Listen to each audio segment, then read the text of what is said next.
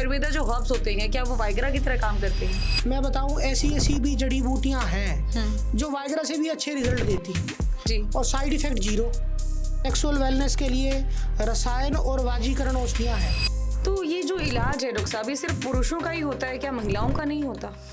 Sexual wellness आज के समय का ऐसा हॉट टॉपिक है जिसके बारे में कोई भी बात करना पसंद नहीं करता, और इसी अवेयरनेस की वजह से लोग कहीं ना कहीं इलाज करवा पाने में भी पीछे हट जाते हैं। एक्चुअली वेलनेस ना होने की वजह से लोगों को ये समझ नहीं आता कि किस समस्या से वो जूझ रहे हैं, और ऐसे में जमाना जो है आजकल का वो डिजिटलाइजेशन का हो गया है।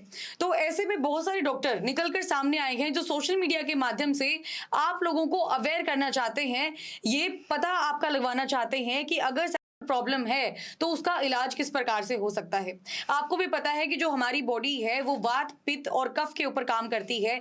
आयुर्वेदा जो है वो वात, पित्त और कफ के ऊपर काम करता है, जिसके बाद आपके बॉडी के अकॉर्डिंग आपको गाइड किया जाता है। बहुत सारे लोगों के अंदर मिथ है कि सिर्फ और सिर्फ एलोपैथी से जो प्रॉब्लम्स आती हैं उनका इलाज किया जाता है, लेकिन ऐसा नहीं है। आयुर्वेदा के अंदर इतनी सारी चीजें हैं जिनका इस्तेमाल करने के बाद और सही तरीके से गाइडलाइन के अकॉर्डिंग लिया जाए तो आप बहुत सारी समस्याओं से निजात पा सकते हैं। इसी के चलते आज मैं आपको इंट्रोड्यूस करवाने जा रही हूं जिनका आयुर्वेदा में 12 साल का एक्सपीरियंस है, डॉक्टर भीषम तिवारी जी।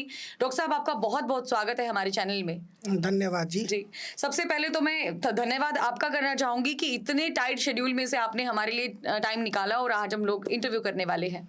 जी, तो सर, सबसे बड़ी समस्या जो आज के समय में है कि बहुत सारी शादियां आपने देखी होंगी कि वो सिर्फ और सिर्फ इसी वजह से टूटती हैं क्योंकि या तो उनका पार्टनर सेक्सुअली एक्टिव नहीं है या फिर वो एक दूसरे को सेटिस्फाइड नहीं कर पा रहा है। तो इसको लेकर किस प्रकार से आप इलाज करते हैं, कैसे आप पर्सनलाइज्ड उनको गाइड करते हैं कि आपको अगर ये दवाई का इस्तेमाल करेंगे तो ये प्रॉब्लम आपकी दूर हो सकती है?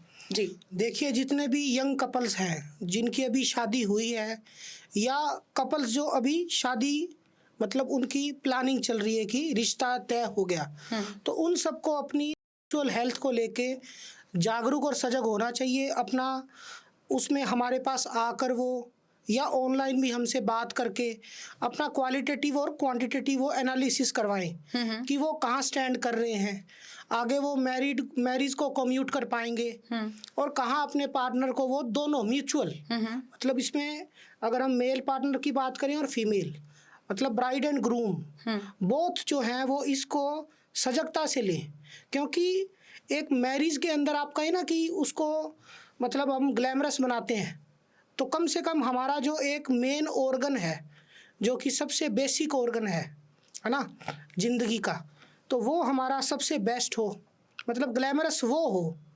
मैं तो कहता हूँ कि जैसे कहते हैं ना भी मैंने ये किया, मैंने शादी के लिए ये किया, तो सबसे ज़रूरी उनके दिमाग में एक बात होनी चाहिए ब्राइड एंड ग्रूम के कि मैंने शादी में इसके लिए भी कुछ तैयारी की कि नहीं की। उसके लिए सबसे पहले उसको कोई इस तरह से डरने मतलब कहीं तो घबराने की या छुपाने की भी ज़रूरत नहीं है, क्योंकि आजकल तो ठीक है यूथ काफ़ी डिजिटलाइज भी हो गया है, तो उनको हमसे ऑनलाइन कंसल्टेशन करके वो इस चीज़ के मतलब तय तक जाए कि वो वेल टू डू हैं।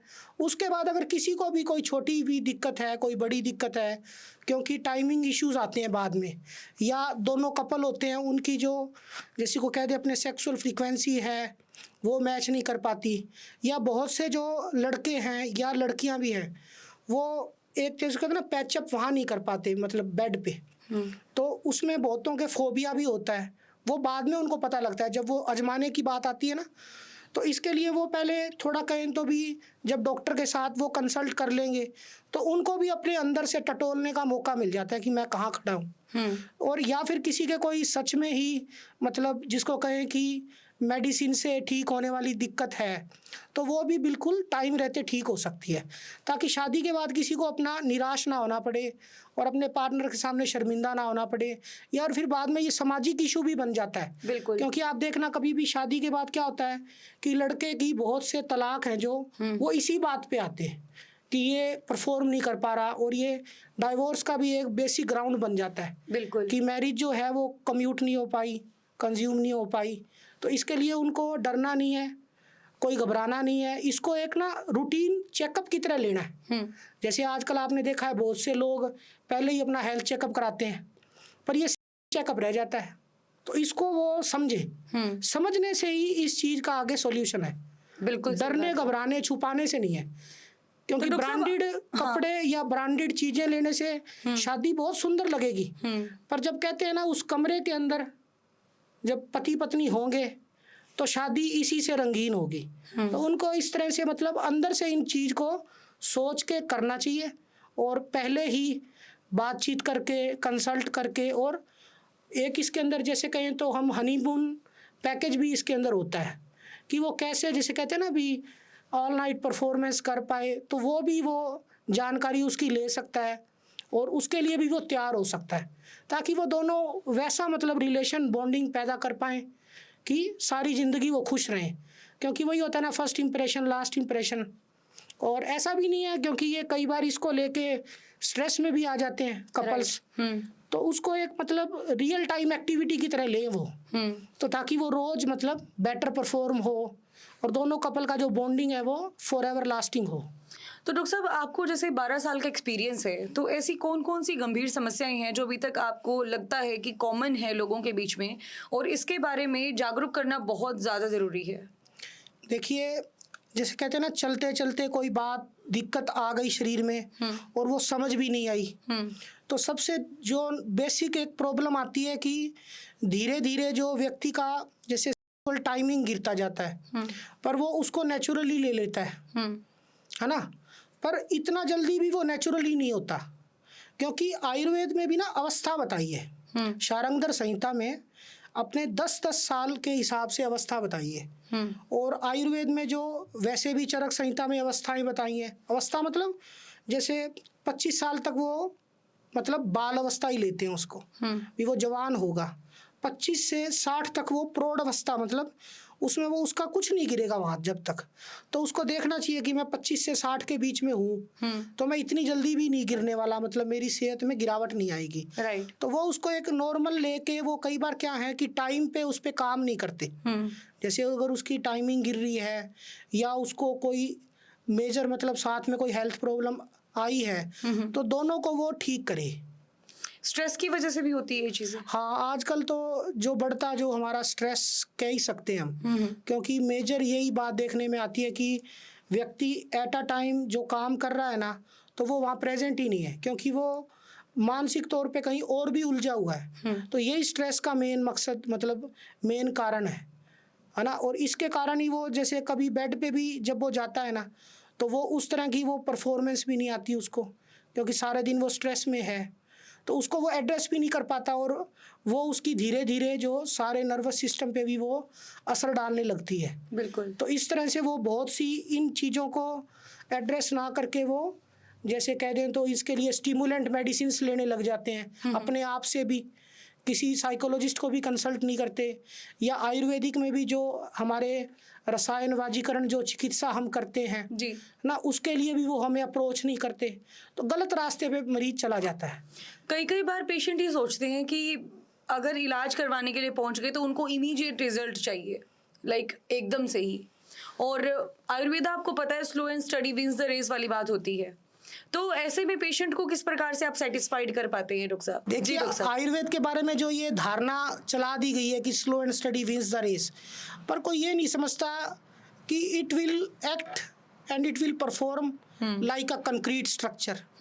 भी जब आपको कोई कंक्रीट स्ट्रक्चर आप बनाते हो, कोई भी मतलब 10 माला 20 माला मंजिल बनाते हो अनब्रेकेबल, हाँ, कंक्रीट की, राइट, तो फिर आप उसको लॉन्ग लाइफ भी पाते हो, है ना।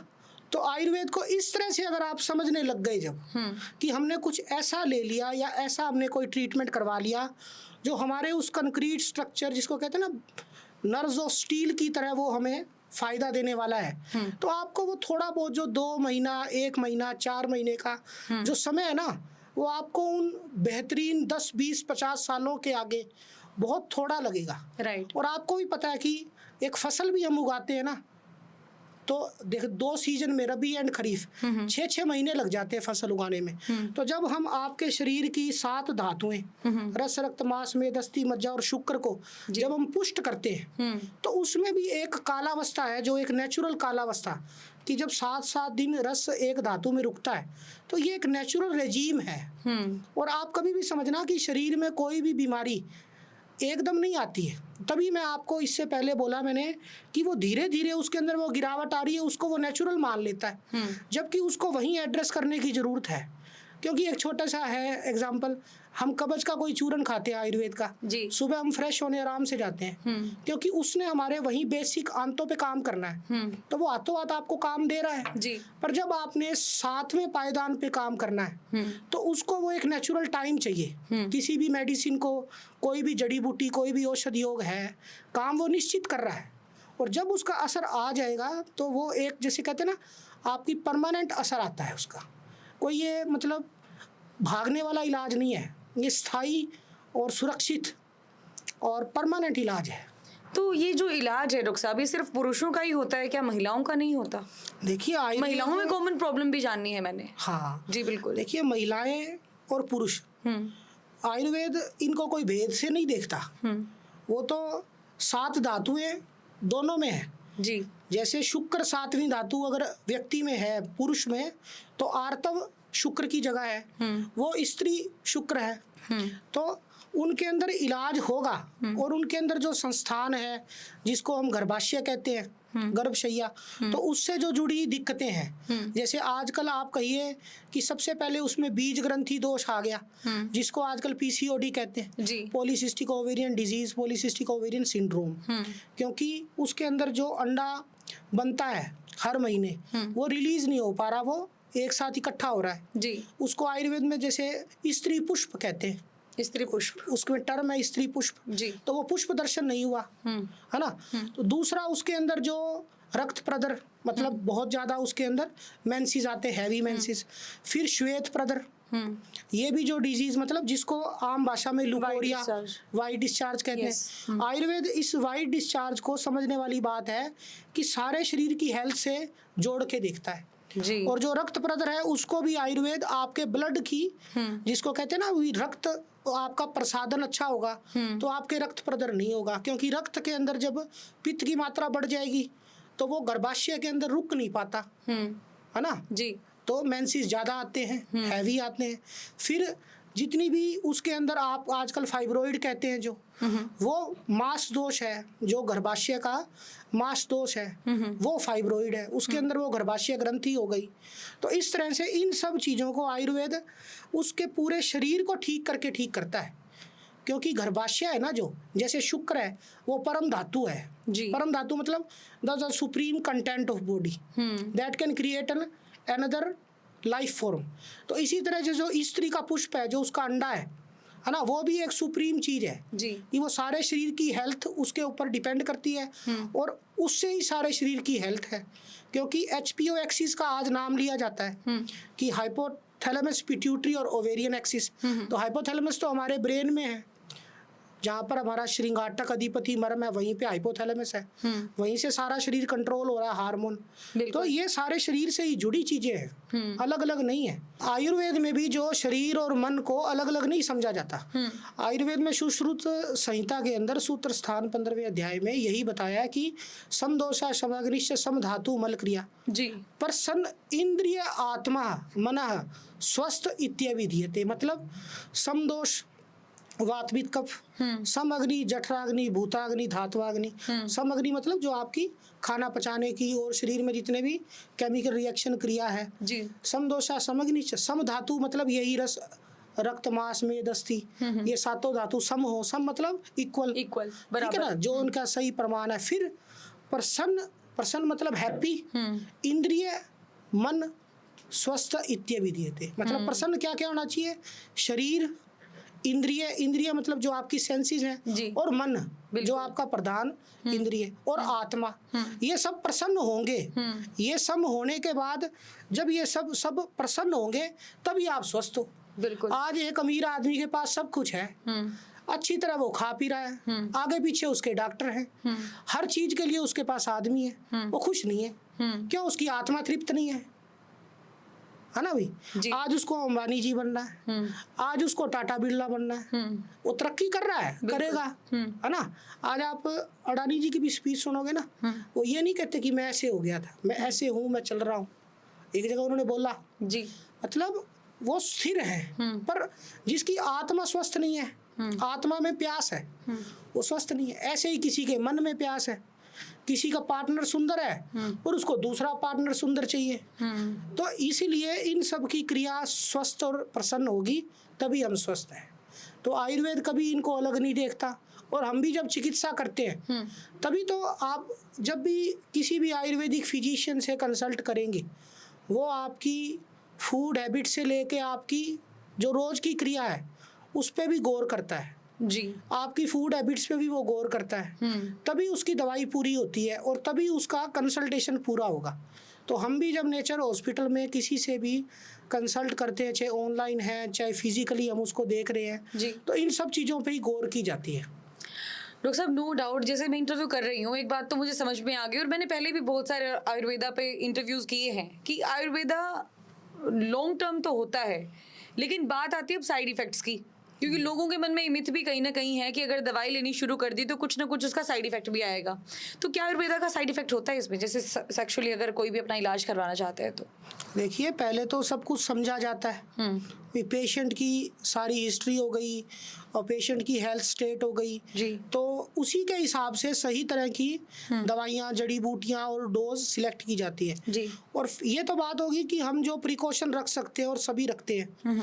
फिर दूसरा हो गया कि आयुर्वेद में जो दवाइयाँ हैं वो साइड इफेक्ट करती हैं कि नहीं। जी, आयुर्वेद में जितनी भी जड़ी बूटियाँ हमारे ऋषि मुनियों ने आज तक संग्रह की हैं जी, और शास्त्रों में लिखी हैं, उनके रोगाधिकार हैं, मतलब जहाँ उनको प्रयोग करना है, जी, ठीक है ना। जैसे हमारे पास अब समझो भी दस्त लगाने के लिए भी जड़ी बूटी है, तो वो थोड़ी ना देनी है। मतलब जब आप सही रोगाधिकार में सही औषधियाँ यूज करेंगे, जैसे इसके लिए रसायन और वाजीकरण औषधियाँ हैं, है ना, और दोषानुसार भी चिकित्सा है। जब आप उसी तरह से काम करते हैं तो ये सब सेफ है, इसका कोई साइड इफेक्ट नहीं होता। और आज मॉडर्न साइंस ने भी बहुत सी जड़ी बूटियों पे केमिकली सब मतलब रिसर्च हो चुकी है, जी, उनके अंदर वही एल्कलॉइड्स या एल्कलॉइड्स का सेट पाया जाता है जो उसको बैलेंस करता है। जैसे ऑर्केस्ट्रा के अंदर सभी एक तरह से इंस्ट्रूमेंट जब अपना साउंड क्रिएट करते हैं तो एक परफेक्ट साउंड बनता है। तो कोई भी हर्ब होती है उसके अंदर परफेक्ट बैलेंस होता है एल्कलॉइड्स का। जैसे अगर हम अश्वगंधा की बात करें, जी, अश्वगंधा मेजरली आपको देखने में आएगा कि 3-4 काम में आपको मेजर दिखेगी कि नींद भी लाती है, इट इज़ अ बेटर अडेप्टोजन, है ना, और फिर ये स्पर्म की क्वालिटी और क्वांटिटी भी बढ़ाती है। तो इस तरह से ये चारों काम करती है। तो आप देखिए कि एक आदमी को अगर वो सेक्सुअली पूरा अच्छा हो तो उस पे ये तीनों चीज होंगी। जी, तो इस तरह से कोई भी हर्ब है वो अपने आप में बैलेंस होती है। जी, कुछ हर्ब होती हैं जो कोई मेजर काम करती हैं।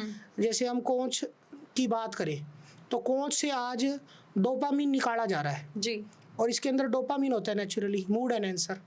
तो कुछ जड़ी बूटियों के कुछ प्रभाव हैं। जैसे हम ताल मखाना की बात करते हैं तो ताल मखाना एक ऐसी जड़ी बूटी है जो मतलब एंड्योरेंस बढ़ा रही है, आपका ब्लड सही करेगी, गर्म नहीं होने देगी। तो ऐसे कई जड़ी बूटियों के और अधिकतर के अलग अलग प्रभाव हैं, पर जो औषधीय योग आयुर्वेद में बनाए जाते हैं वो बैलेंस्ड होते हैं, उनकी डोज बैलेंस होती है, तो वो किसी भी तरह का बुरा प्रभाव शरीर में नहीं दिखाते, डिजायर्ड इफेक्ट्स आते हैं।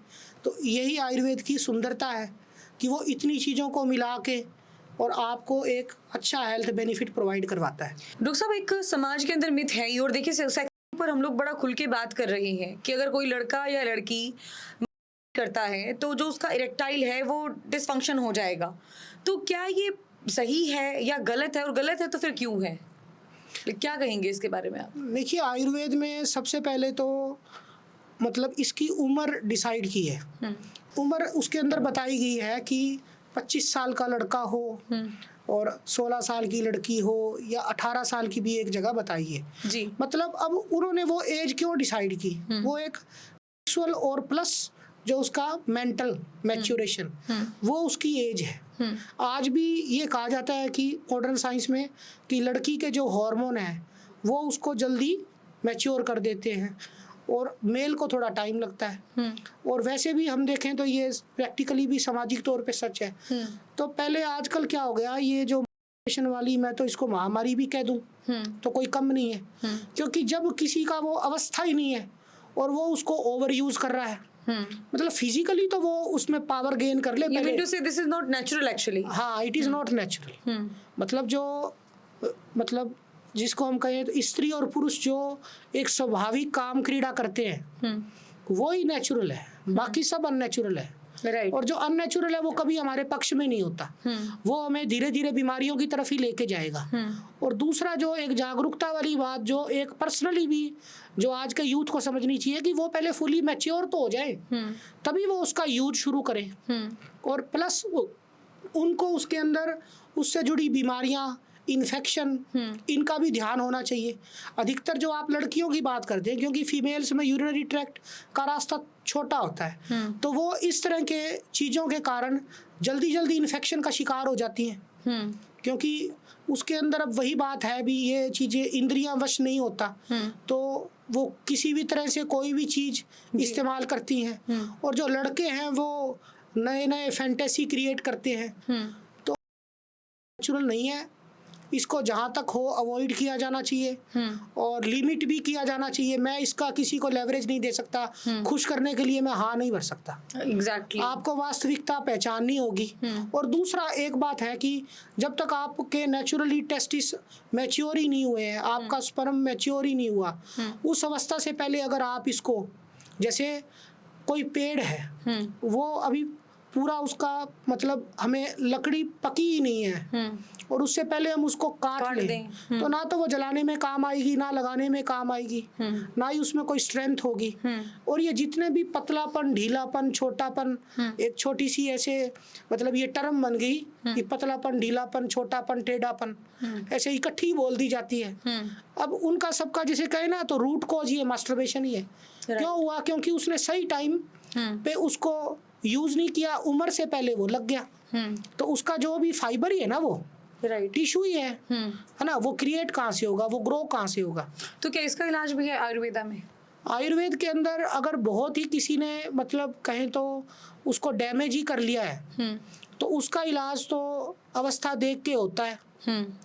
पर नॉर्मली जो इस तरह की सभी दिक्कतें हैं उनके अंदर हमारे पास जैसे तेल होते हैं, औषधीय तेल जड़ी बूटियों से बनाए हुए, वो उसको रिपेयर करते हैं। जो भी उसका अंदर मतलब स्पोंजियोसम टिश्यू है उसको वो रिपेयर करता है। प्लस में जो उसके हार्मोन्स में कमी आती है, जो ब्लड वेसल के अंदर कमी आती है, वो दवाइयों के द्वारा, जो औषधि योग हैं उनके द्वारा उसके अंदर सुधार लाया जाता है जी। और उसकी जो नेचुरल इरेक्शन है, नेचुरल साइज है, उसको रिस्टोर किया जाता है। राइट। पर मोस्टली एक जागरूकता की बात है भी, हमें इस तरह की अननेचुरल एक्ट नहीं करने चाहिए।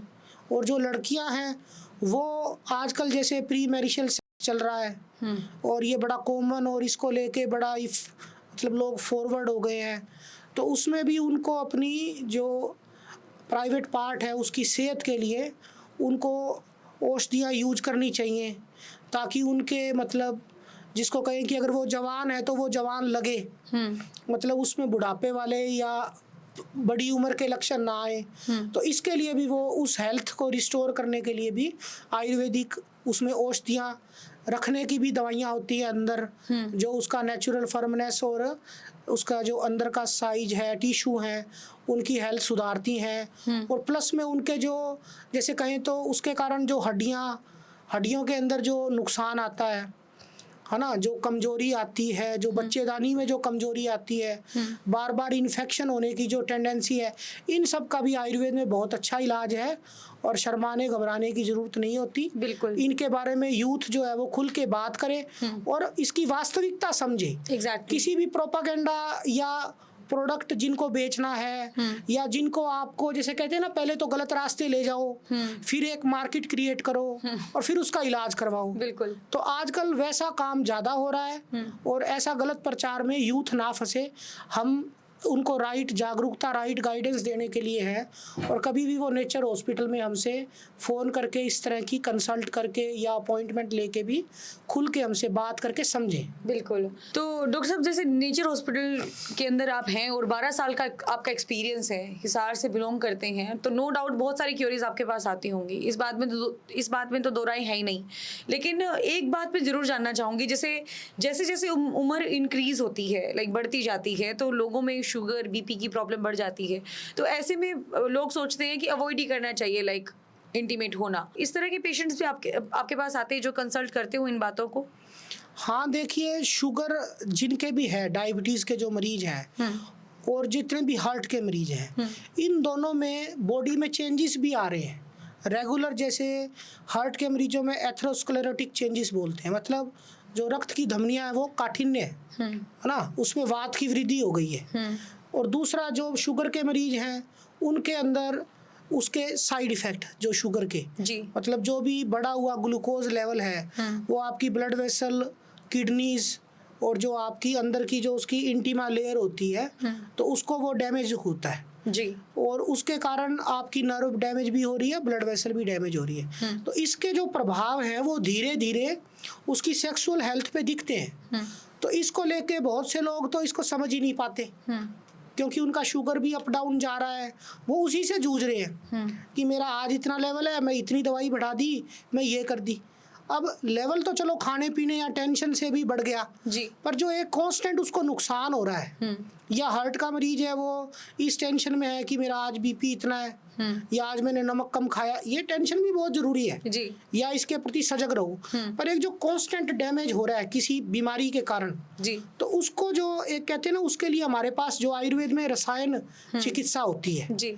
रसायन चिकित्सा का मतलब है भी वो आपकी उन धातुओं को मतलब बेटर क्वालिटी देगा, मतलब यूथफुलनेस देगा। जी। तो इसके लिए आप नेचर हॉस्पिटल में हमसे मिले ताकि हम आपको उसके प्रॉपर गाइड करें, आपके लिए उसमें क्या एड ऑन है, क्या जरूरी है, ताकि आप कभी इसके मरीज ही ना बने।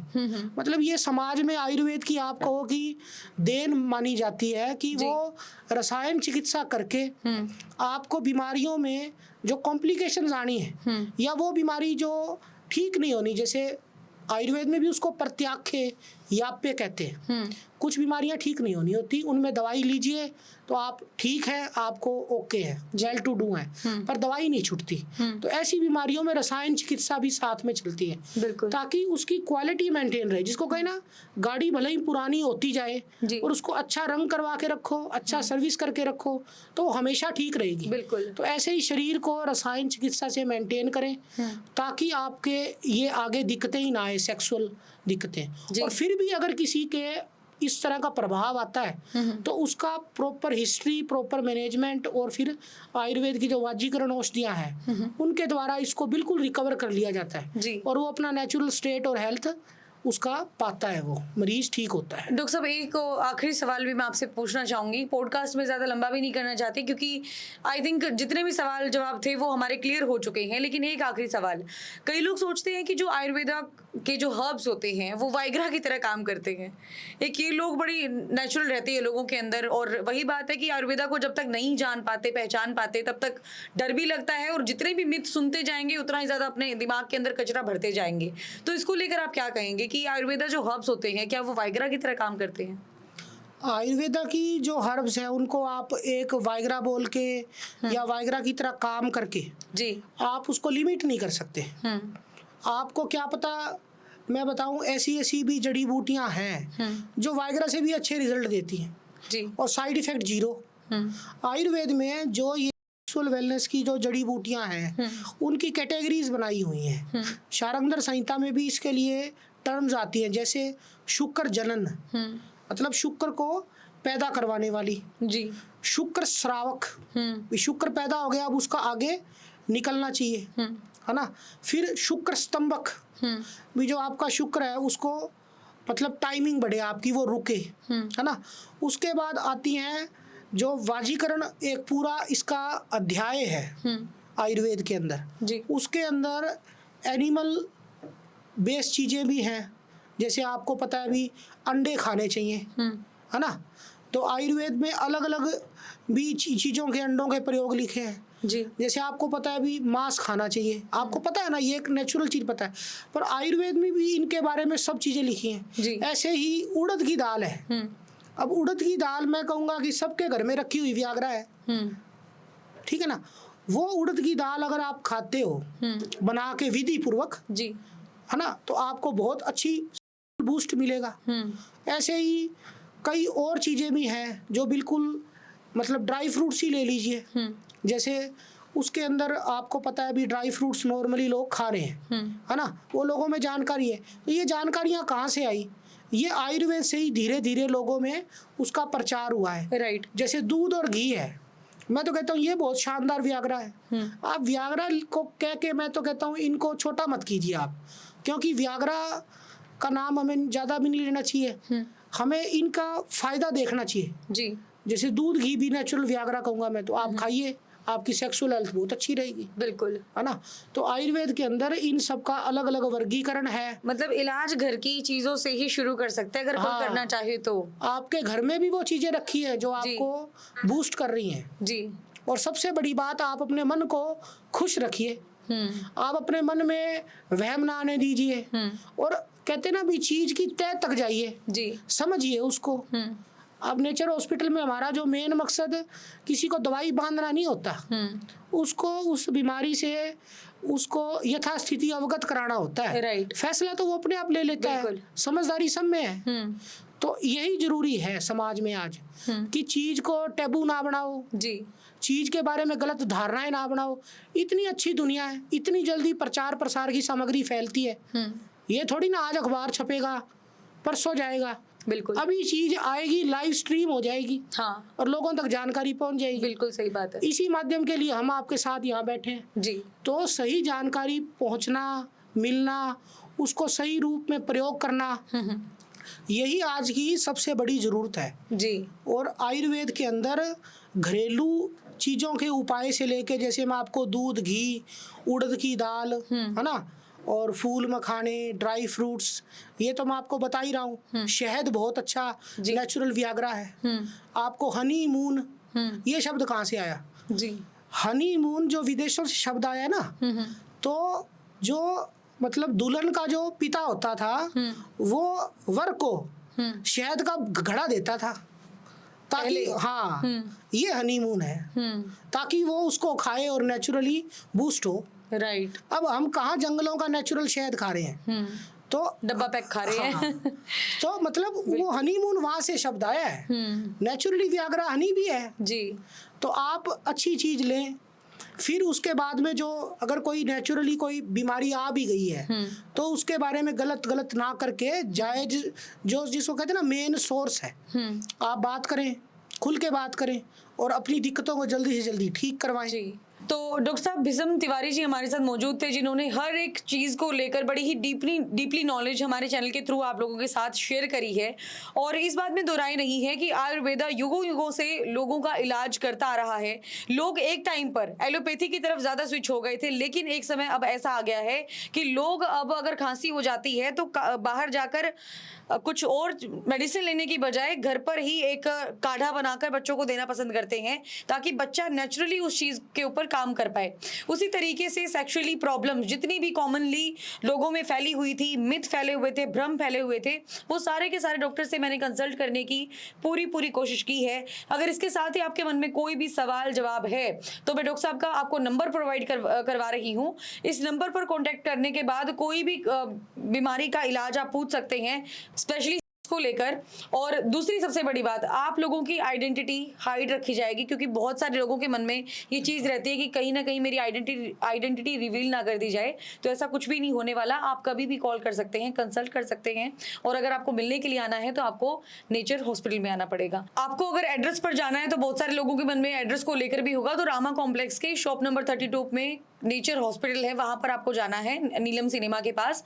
और कभी भी आप जाकर डॉक्टर साहब से कंसल्ट कर सकते हैं। इनकी जो टाइमिंग है, टाइमिंग क्या रहेगी डॉक्टर साहब? 9 to 5, 9 to 7 तक रहने वाली है। कभी भी जाइए, कंसल्ट करके आइए। बाकी ये इंटरव्यू, ये पॉडकास्ट आपको कैसा लगा ये जरूर बताइएगा, और कोई मन में सवाल है तो उसके बारे में जानकारी कमेंट बॉक्स में देना न भूलें।